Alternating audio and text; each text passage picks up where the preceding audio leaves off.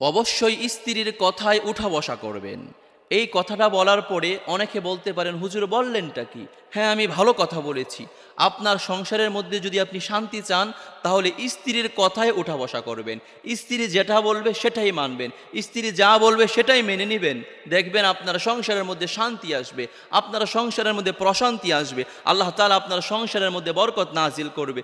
স্ত্রীকে পাগলের মতো ভালোবাসবেন, স্ত্রীকে আগলে রাখবেন, স্ত্রীকে সম্মান করবেন। যদি আপনি সংসারের মধ্যে শান্তি চান, আর স্ত্রীর সামনে যত বোকা হয়ে থাকতে পারবেন, ততই আপনার সংসারের মধ্যে শান্তি আসবে। আপনি নিজেকে পণ্ডিত মনে করেন, মানুষের সামনে পণ্ডিতি করলেও স্ত্রীর সামনে পণ্ডিতি করতে যাবেন না। কেননা স্ত্রী আপনারা খুব ভালো করে চিনে আপনি কত নাম্বার পণ্ডিত। আপনি কত নাম্বার পণ্ডিত, স্ত্রী কিন্তু আপনারে চিনে।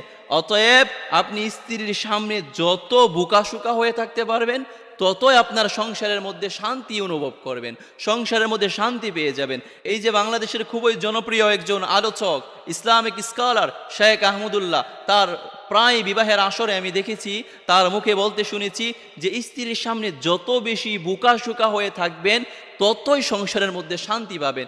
স্ত্রীর সামনে নিজেকে চালাক দাবি করবেন না, স্ত্রীর সামনে